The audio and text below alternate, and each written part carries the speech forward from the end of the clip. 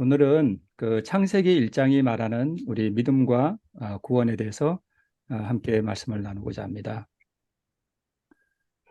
어, 창세기 1장은 우리에게 무엇을 가르쳐 주는가 하면 재창조의 표상입니다.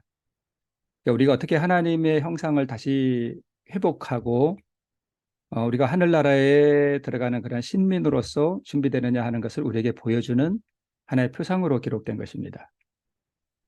그래서 재창조란 우리의 마음속에 이 하나님의 형상이 다시 회복되게 하는 그것을 우리에게 가르쳐 주는 것입니다. 그러면 창세기 1장에서 창세기 1장은 우리에게 믿음이 무엇이냐, 믿음으로 말미암는 의가 무엇이냐 하는 것을 우리에게 가르쳐 주는 것인데요. 창세기 1장에서 우리에게 가르쳐 주는 그 믿음의 의가 두 문장 가운데 나타나고 있는데 첫 번째는 가라사대라는 것이고요. 또 두 번째는 그대로 되니라 하는 이 두 문장이 우리에게 믿음이 무엇이며 또 구원이 무엇인가 하는 것을 가르쳐 주고 있습니다. 어, 가라사대와 그대로 되니라. 창세기 1장에서 그대로 되니라 하는 것은 6번 나옵니다. 궁창 위의 물과 궁창 아래의 물과 나뉘게 하심에 그대로 되었다라고 기록되어 있고, 또 물이 모이고 묻이 드러나라 하심에 그대로 되었고, 또 식물 과목을 내라 하시니까 그대로 되어, 또 하늘의 광명을 만드시고 빛이라 하시니까 그대로 되었고, 짐승도 그대로 종류대로 내라 하니까 그대로 되었고, 또 무엇을 먹어야 할지에 대해서 명하셨더니 그대로 되었다라고 다 기록되고 있습니다. 자, 구원이란 무엇인가? 문자로 기록된 하나님의 말씀이 나의 삶과 마음에서 그대로 이루어지는 것이 구원입니다. 때로 우리가 성경 말씀이 읽혀지지 않는 이유는 그 말씀과 내 삶이 전혀 접촉점이 없기 때문에 그 성경 말씀이 달나라 이야기 같이 들리는 것입니다. 만약 성경 말씀이 내 삶에서 그대로 이루어지는 경험을 하면 가라사대가 내 안에서 그대로 되어지는 경험을 하게 되면 성경 말씀이 그때부터 이렇게 보이기 시작하게 됩니다.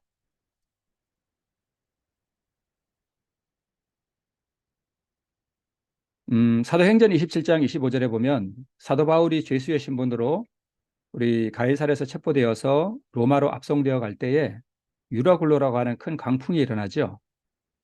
그 광풍 가운데서 하나님의 사자가 바울 곁에 서서 말하기를 어, 그 사람들은 다 구원을 받을 것이니 안심하라고 하는 그런 말씀을 하셨습니다. 그때 사도 바울이 전날에 있었던 그 하나님과의 만남을 공포에 떠는 그 뱃사람들에게 말하기를 그러므로 여러분이 안심하라. 나는 내게 말씀하신 그대로 되리라고 하나님을 믿노라. 이렇게 말을 합니다. 자, 하나님을 믿는다는 게 뭘까? 그것은 하나님께서 가라사대라고 하신 그 말씀이 내게서 그대로 된다라고 하는 것을 믿는 것입니다. 그것이 하나님을 믿는 것입니다. 바울의 믿음은 그런 것이었죠. 또 여기 마가복음 11장에는 이런 말씀이 있습니다. 그러므로 내가 너희에게 말하노니 무엇이든지 기도하고 구하는 것은 받은 줄로 믿으라. 그리하면 너희에게 그대로 되리라 라고 우리 주님께서 말씀하셨습니다. 하나님께서 말씀하시면 그대로 됩니다. 여기서는 물론 기도인데 기도도 사실은 성령께서 나를 통하여 하시는 것이죠. 첫 번째 조건은 믿는 것입니다. 두 번째 조건은 받을 줄로 믿는 것이 아니라 그것이 내게서 아직 이루어지지 않았을지라도 받은 줄로 믿는 것입니다. 그 다음에 조건은 무엇이든지 기도하고 구한 것은 받은 줄로 믿으라 그랬는데 여기서 무엇이든지라고 할 때 우리가 알듯이 그 조건은 하나님의 뜻대로 구하는 것입니다. 우리가 하나님의 뜻대로 성령을 통하여 기도하고 또 그 기도한 것이 우리에게서 그대로 이루어진 줄로 믿으면 그것이 그대로 됩니다. 이것이 믿음입니다.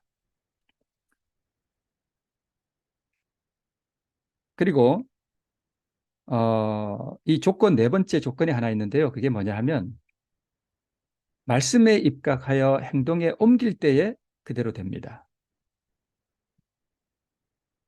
베데스다 연못가에 있던 이 환자는 오호라 나는 공고한 사람이로다라고 하는 그러한 것에 비유할 수 있겠습니다. 그때 예수님께서 내가 낫고자 하느냐라고 물으셨죠.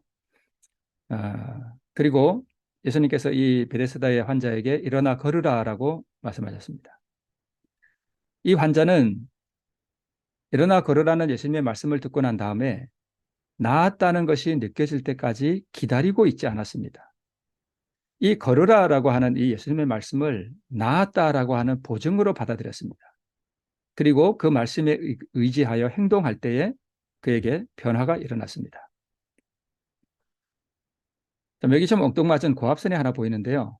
이것은 이제 저의 좀 미천하지만 작은 경험입니다. 요 얼마 전에 어떤 부부가 저에게 식사를 초청했습니다. 점심 식사를.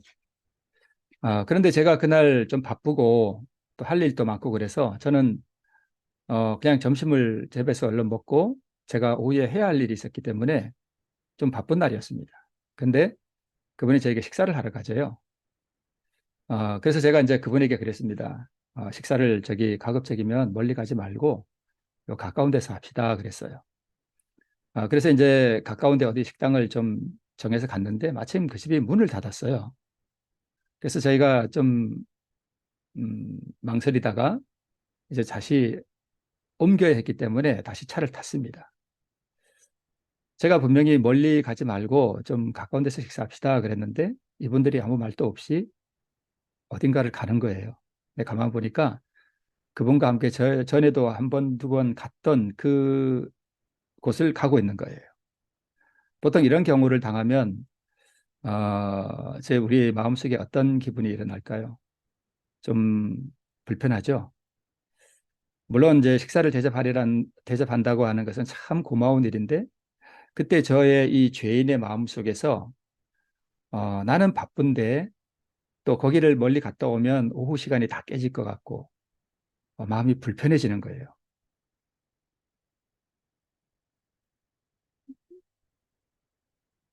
바쁜데 시간이 다 깨지는 것도 그렇지만 제가 멀리 가지 말자 그랬는데 저의 양해를 다시 구하지도 않고 그것으로 가고 있는 거예요. 그리고 그 식당을 저는 별로 안 좋아하는 식당이거든요. 어디로 갈지 제가 뻔히 알고 있었습니다. 그때 이제 제가 이 불편한 마음을 하나님께 드렸습니다. 하나님, 제 마음이 지금 이렇게 불편합니다. 이 사람들이 저에게 식사 대접하는 건 참 고마운 일인데 제가 그 고마움을 지금 잘 모르고 오히려 저의 어떤 형편 때문에 불편한 마음을 주님께 드리니 제 마음을 주님께서 좀 지배해 주시기를, 다스려 주시기를 기도드렸습니다. 그런데 불편한 마음이 없어지질 않아요. 계속. 아, 저는 이렇게 말하는 걸 그렇게 좋아하지 않습니다. 그래서 사람들과 모여도 저는 말을 별로 하지 않습니다. 어, 제가 마음이 불편하면 네 명이서 차를 타고 가는데 참 서로 어색해지겠죠. 그때 제가 말을 꺼내기 시작했습니다. 저는 말하는 걸 별로 안 좋아하거든요. 어, 차를 타고 가는데 고압선이 보이더군요. 그래서 제가 어디서 주워 들은 얘기를 막 말을 하기 시작했습니다.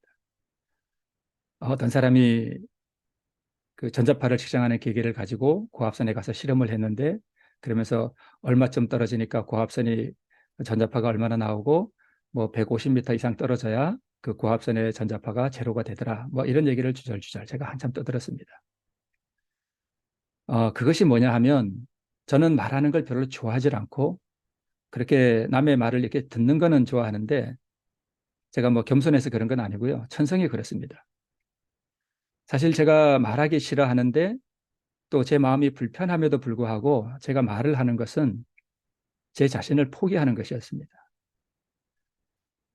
그렇게 제가 이런 얘기 저런 얘기를 제가 주도적으로 하면서 가는 동안에 제가 무엇을 알게 됐는가 하면 제게 있던 그 불편한 마음, 약간 그 짜증스러운 마음이 올라오는 그것들이 다 사라져 있었음을 제가 알게 됐습니다. 그리고 제가 별로 그 식당의 음식을 안 좋아하는데, 어, 저희 집사람도 그렇고 저도 그렇고 그날따라 그 식당의 음식이 그렇게 맛이 있었습니다. 어, 이것이 참 작은 경험입니다. 사실 어떻게 보면 제 의견이 무시되었고, 그래서 제 감정에 변화가 생겼고, 제 마음이 불편했고, 또 약간은 짜증도 올라왔습니다. 그래서 저는 제 생각과 제 감정을 포기하기로 선택했습니다. 그리고 하나님께 그것을 기도를 드렸습니다. 그 기도의 응답이 없었습니다. 제 생각과 제 감정에는 어떤 변화도 없었습니다. 그러나 저는 제가 그렇게 제 마음을 하나님께 드렸으니 하나님께서 제게 새 마음을 주셨음을 믿었습니다. 그리고 그 믿음을 사랑으로 나타냈습니다. 제가 그 연로하신 분에게 뭐 제가 차를 타고 가는데 제가 뭐 사랑합니다 이렇게 말할 수는 없었습니다. 그 대신 저는 그 사랑을 제가 하기 싫어하는 것을 함으로써 나타냈습니다. 그 분위기를 위해서, 그 고마움을 드러내기 위해서 제가 별로 그렇게 좋아하지 않는 말을 하는 것을 제가 했습니다. 그렇게 가는 도중에 제게서 있던 그 어느새 불편한 감정과 이런 것들이 다 사라져 있었고, 그분들에게 그분들과 함께 가서 식사하는 그 시간이 참 즐거운 시간이었습니다. 자, 그러므로 내가 너에게 말하노니 무엇이든지 기도하고 구하는 것은 받은 줄로 믿으라. 그리하면 너에게 그대로 된다라고 하는 이 말씀은 우리가 우리의 어떤 불편한 마음들과 이런 죄악들, 내 마음에서 일어나는 사단의 본성들을 우리가 주님께 바칠 때에 어떨 때는 그 기도의 응답이 우리에게 이르지 않습니다. 그럴 때는 하나님께서 나에게 새로운 마음, 평화의 마음을 주셨음을 그냥 믿어버려야 됩니다. 그리고 내가 그 믿은 것을 믿음의 행위로서 나타내야 할 때가 있습니다. 그것이 작은 것이든 또는 좀 큰 것이든 간에 무엇이든지 간에 그렇습니다. 어, 하나님께서 이미 나에게 평안하라, 잠잠하라, 고요하라 라고 말씀하신 것을 저는 믿습니다. 왜냐하면 저는 아침마다 그것을 주님께 말씀드리기 때문입니다. 그래서 그것을 믿습니다. 나의 기도도 그러하고 또는 하나님께서 나에게 하시는 말씀도 그렇습니다. 그것을 믿으면 그렇게 됩니다. 우리가 잘 알듯이 우리 산상본에 보면 무엇을 입을까 염려하지 말라. 내일 일을 위하여 염려하지 말라. 너희는 무엇을 먹을까 무엇을 마실까 하여 구하지 말며 근심하지 말라라는 말씀이 있습니다. 너희는 먼저 그의 나라와 그의 의를 구하라. 그리하면 이 모든 것을 너희에게 더하시리라 하는 말씀이 있습니다. 이러한 말씀들이 내 삶에서 그대로 되리라고 믿고 우리의 염려와 근심을 주님께 맡겨버릴 때 그 말씀이 우리에게 그대로 된다는 것을 우리가 믿는 것, 그것이 믿음입니다. 어떤 목사님이 제게 이런 말씀을 하시더군요. 사람이 하나님의 일을 하면 하나님께서는 사람의 일을 하신다라는 말씀을 듣고 제가 참 은혜롭게 그 말씀을 들었습니다. 사람이 먼저 그의 나라와 그의 의를 구하면 하나님은 사람의 육체의 필요를 책임지신다라는 그런 의미입니다. 하나님의 나라는 내 마음의 보좌에 있는 그 불편한 마음, 하나님의 영과 반대되는 그 마음을 하나님께 드리면 그분이 그 자아를 멸하시고 내 마음의 보좌의 주인으로 오시는 것입니다. 그분이 내 의지를 그분의 뜻과 하나 되게 하시고 나의 삶을 통치하십니다. 그리고 인도하십니다. 그것이 그분의 나라가 이루어지는 것입니다. 우리가 흔히 신앙이라든가 또는 믿음이라고 하는 것은 물론 우리가 외국에 나가서 복음을 전하고 또는 극한 고난 가운데서 어떤 순교의 길을 걸어가는 것도 참 복되고 아름다운 일이지만 신앙이라고 하는 것은 우리의 삶에 일어나는 아주 사소하고 작은 문제들을, 그러한 것들을 주님 앞에 굴복시키고 드리고 내 마음을 그분이 지배하시고 통치하시도록 내어드리는 것, 그것이 신앙이고 그것이 믿음입니다. 이런 것들이 쌓이고 중첩되고 또 포개어져서 우리의 신앙을 형성하게 되는 것입니다. 아주 작은 것들, 우리 삶에서 일어나는 별 주목하지 않아도 될 만한 그러한 일들에 있어서 우리가 최선을 다해서 그것을 주님께 드리고, 우리가 하나님께서 우리에게 새 마음을 주시고 평화를 주시고 그리스도의 마음을 우리에게 주시도록 우리가 그것을 구할 때에 그것을 경험하는 것. 그래서 저는 그분과 함께 식사를 하며 갈 때 제 마음 안에서 이루어졌던 그 불편한 감정들, 사단의 마음을 제가 주님께 드리고, 그러나 내가 내 마음에 하나님께서 내 마음을 변화시켜 주셨다는 어떤 그러한 증거가 나타나지 않았음에도 불구하고 저는 믿음의 행위로서 제 그 분위기를 좋게 만들기 위해서 제가 그렇게 즐겨하지 않는 일을 저는 했습니다. 그것을 좀 작은 것이지만 그것을 우리가 믿음의 행위라고 말합니다. 그렇게 하면 하나님께서 우리의 마음을 바꿔주셔요. 그러면 베데스다 연못가에서 있었던 그 베데스다 환자가 치료함을 받았던 원리도 그와 똑같습니다. 그래서 저는 베데스다 연못가에 그 환자가 치료된 그 경험, 그 말씀 자체는 가라사대이고, 그 환자에게 일어났던 그 경험이 저에게서도 그대로 되었다라고 하는 것을 저는 경험하게 되는 것입니다. 이것이 창세기 1장이 우리에게 가르쳐주는 복음이라고 저는 그렇게 믿습니다. 하나님이 말씀하시면 그 말씀이 그대로 됩니다. 그런데 천지와 만물은 우리와 다른 것이 하나 있는데, 그것은 믿음을 요하지는 않는다는 것입니다. 그러나 타락한 우리의 마음 속에는 하나님의 말씀에 반항하고자 하는 다른 의지가 우리에게 다 있습니다. 하나님께서 천지를 부르면 일제히 다 선다 그랬습니다. 그런데 우리의 마음속에 그것이 잘 안 되는 이유는 하나님의 말씀에 반항하고자 하는 다른 의지 때문입니다. 그래서 하나님의 말씀 가라사대가 우리에게서 그대로 되기 위해서는 하나의 조건이 있는데, 그것은 하나님의 말씀에 순종하지 않으려고 하는 그 다른 의지를 굴복시켜버리는 것입니다. 그것이 조건입니다. 그것 때문에 성경에 많은 그대로 되지 않은 가라사대가 있습니다. 그 첫 번째가 여호와 하나님이 그 사람에게 명하여 가라사대 동산 각종 나무의 실과는 내가 이무려 먹되 선악을 알게 하는 나무의 실과는 먹지 말라라고 하는 그 가라사대는 그대로 되지 않았습니다. 그 이후에 수많은 말씀들, 여호와께서 이같이 말씀하여 가라사대, 여호와께서 가라사대, 여호와께서 말씀하시되, 여호와께서 이르시되라고 하는 그 수많은 가라사대가 사람들 마음에서 그대로 되지 않은 역사를 우리는 성경에서 많이 보게 됩니다.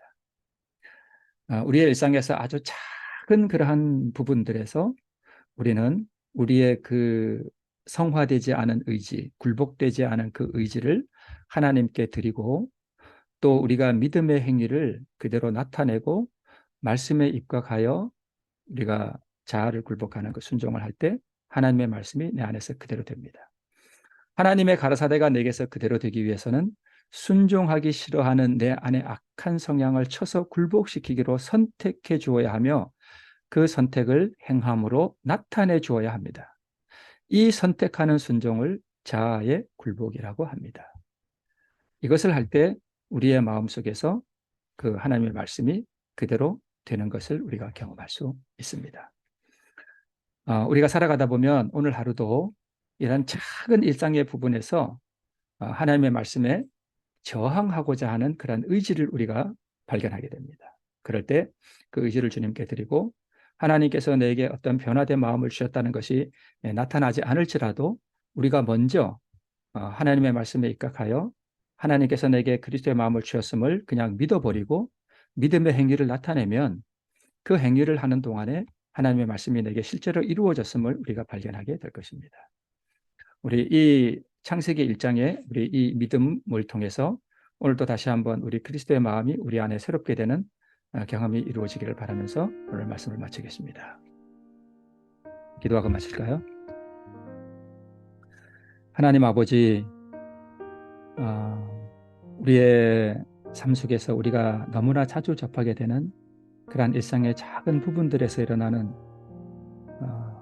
우리의 다른 의지를 어떻게 우리가 처리하는지를 우리 함께 나누게 하셨으니 감사합니다.